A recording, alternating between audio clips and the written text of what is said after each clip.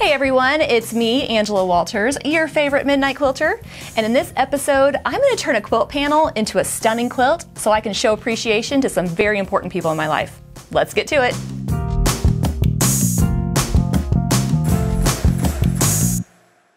I've always said that there are people in our lives that are quilt-worthy and people that aren't, regardless of whether I love them or not. I mean, seriously, you know it's true. Sure, I'd give them a kidney, but not a quilt. But after this pandemic, I've realized that there is a different category. People that are so quilt-worthy, but there's several of them. So I'm going to use this beautiful panel as a jumping off point to make a quilt that's really going to show how much I appreciate them. If it looks familiar, it could be because you participated in the Echoes and Curves Free Motion Challenge Quilting Along. To find out more about that free video series, check out the information above. I love how this panel looks like it's been intricately pieced without the work. Of course, I designed it, so I might be just a little biased when it comes to this. I've picked out some board-needing fabrics, and these are going to serve as some beautiful, intricate borders for the panel. And the good news is, you can make it too. The pattern will work with any large panel. But before I get to cutting my borders, I'm going to get this squared up. Squaring up a panel is a little bit different than just trimming it to size. I want to make sure that this beautiful center stays in the center. So I'm going to start by folding it in half to find that center point and then trimming the edges.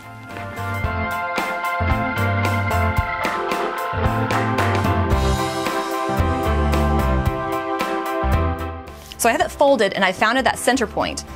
So I know that when I make cuts on this side, this will still stay in the center. So once I have it all folded, I've checked to make sure that it's still in the center, I'm going to trim the length. I can tell that this is the length because I have my selvages over here. So since I want this to be 52.5 inches long, I'm going to trim this to be 26.25. And I think I'm going to need a bigger mat. There we go. We all have that backup mat laying around, the one that probably should get thrown away, but you just don't want to do it.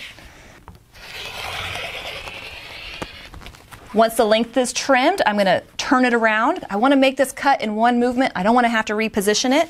And I want it to be 40.5 inches wide, so I'm going to cut it at 20.25. Hey, we all need help with math every now and then. And now that I have the panel perfectly squared to the size I need it, it's time to start cutting the other fabric for my border strips. To make our intricate borders, I'm going to start by cutting these into strips and squares.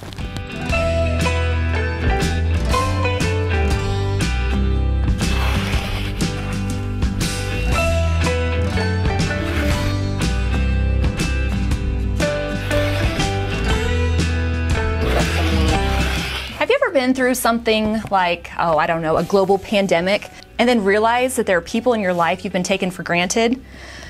I'm ashamed to admit that that was me. I never fully appreciated how much effort my children's teachers put into their learning. I have 3 children, all in school, and when it shut down last year, it took me all of 5 minutes to realize that I was not cut out for distance learning. So I'm going to try to show just how much I appreciate them with this quilt. Now, 3 children, lots of teachers. I'm going to start off with my youngest 5th grade teacher. Mrs. Collier had all 3 of my children. If anybody deserves a special quilt, it's her. When we first started distance learning and homeschooling and all that, I wasn't too worried. I mean, I figured I have average intelligence, I teach for a living. What's the worst thing that could happen? It took me 5 minutes to realize that I'm not smarter than a 5th grader. Let's just say there was a lot of crying and screaming, and that was mostly just from me. So I may not know compound math, but I do know how to put together these beautiful borders, and we're going to start by making our first strip unit. I'm going to get this border started by sewing these 2 strips together. Nice and basic, like you would assume that 5th grade math would be, but not quite.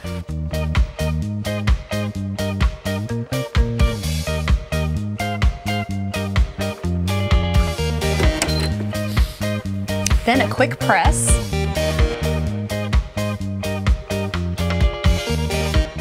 Once pressed, it's time to cut it into pieces.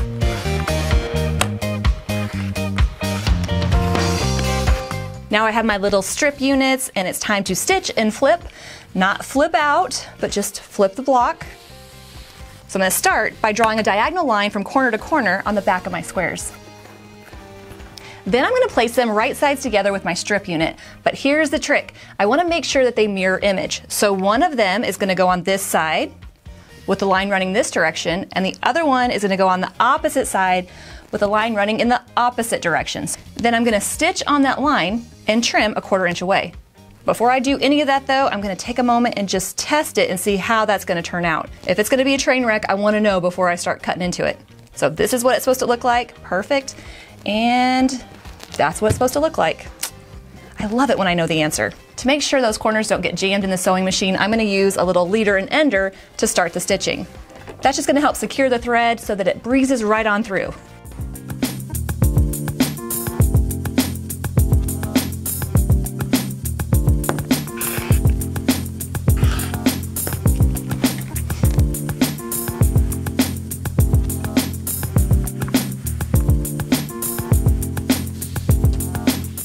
And I know I've done it correctly when they line up to make a beautiful, perfect triangle.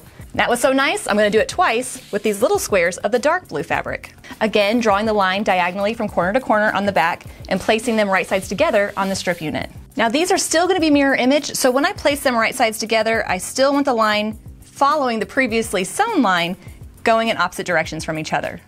Just like that. And I'm going to do the same thing I did earlier using my leader and sewing it together.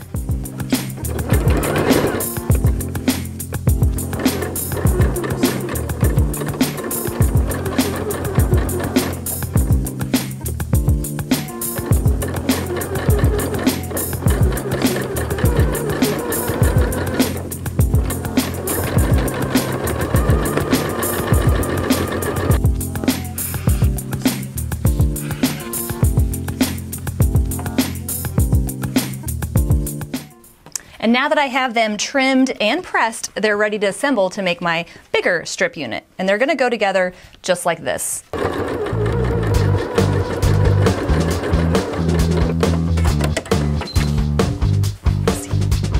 Close enough. Close enough. Kind of like the new math, right? It doesn't have to be exact, just close. Now that that's finished, I'm going to sew another strip on the bottom and continue building up the border for my quilt.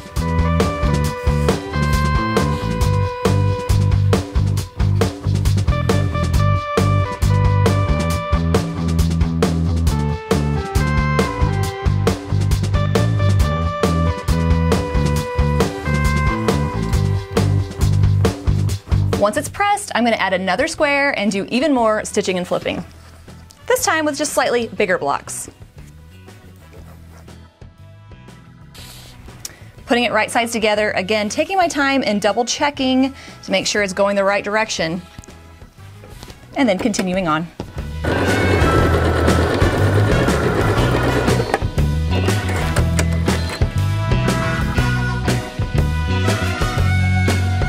Making a beautiful pieced border, I'm going to add one more square to this. And if you want to save all these little pieces, I think they make some cute little blocks. And there I have the first portion of my first border. Once I have that first section put together, I'm going to do the same thing, except making it mirror image and assemble it the same way. And so I have the first border right here. And I'm going to make 4 of those to put on all 4 sides, but every border needs a corner. So to do that, I'm going to make some half square triangles. I'm going to use the 4 at a time technique, where I place 2 squares right sides together, sew around all 4 sides, and then cut in half diagonally twice. A quick press and a trim, and I'll be ready to assemble the first border. Now we can start to see how beautiful this border looks next to the panel. I've assembled the top, I've added my cornerstones, so now I'm going to sew on those borders and add another one. So let's do some more stitching and flipping.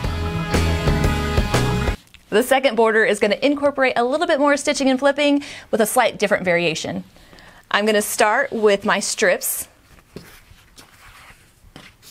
and my rectangles. So placing them right sides together, I'm going to sew a diagonal line from corner to corner so that it angles up this way. And this is what it should look like. I'm always checking and double checking to make sure that's going the right direction, because with all the mirror images of this border, it gets really easy to flip them. Just ask me how I know that.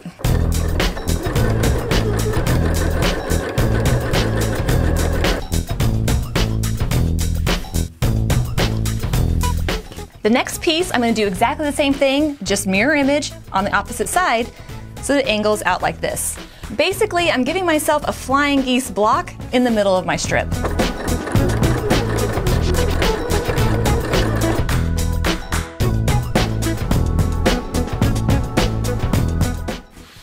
And I'm just going to keep doing that, adding another piece and another strip.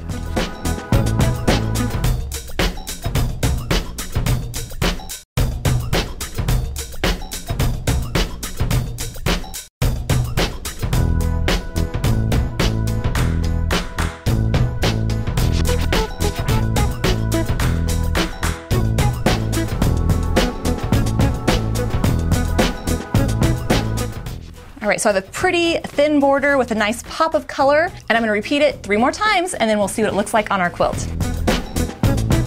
So I have my panel with the first border assembled, and I really love how the fabrics come together to give it that secondary effect. Looks a little intricate, but it was just a little stitching and flipping. I also have my next border.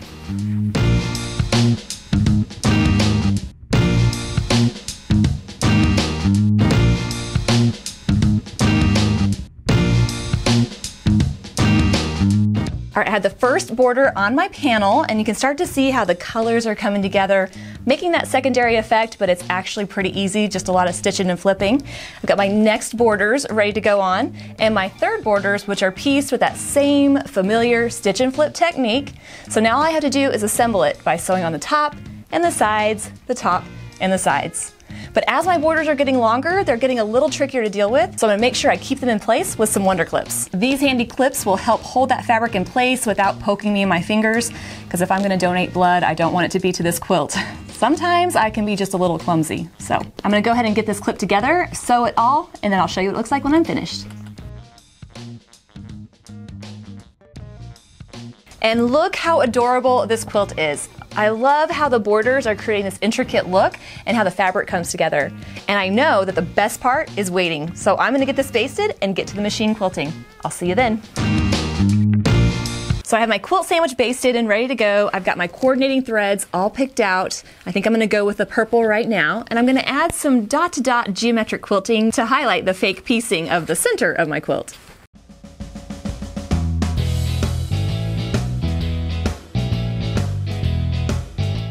It feels so good to be doing something I actually know, like machine quilting. One of the most difficult things about distance learning was not letting the kids in on the fact that they knew way more than I did.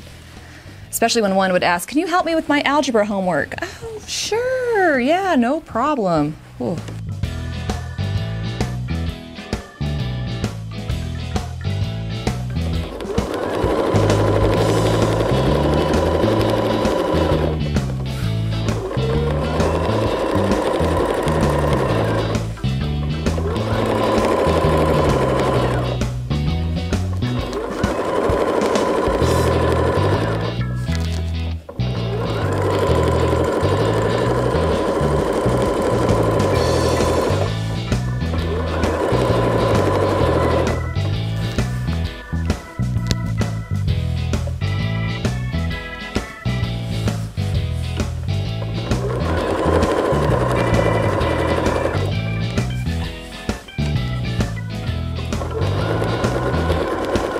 Oh, this is coming along so well. I'm loving the geometric quilting in this pieced area, and then I think I'm going to add some beautiful texture in the borders.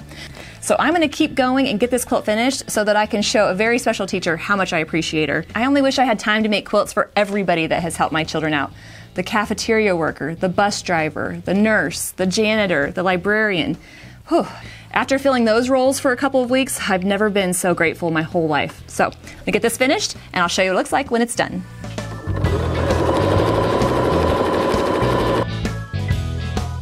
And this quilt is finished. I love how using an intricate looking border gave me a jump start into a quick, beautiful quilt. And the intricate borders may look complex, but it's just a lot of stitching and flipping. I also love that beautiful geometric backing and how it really highlights the front of the quilt.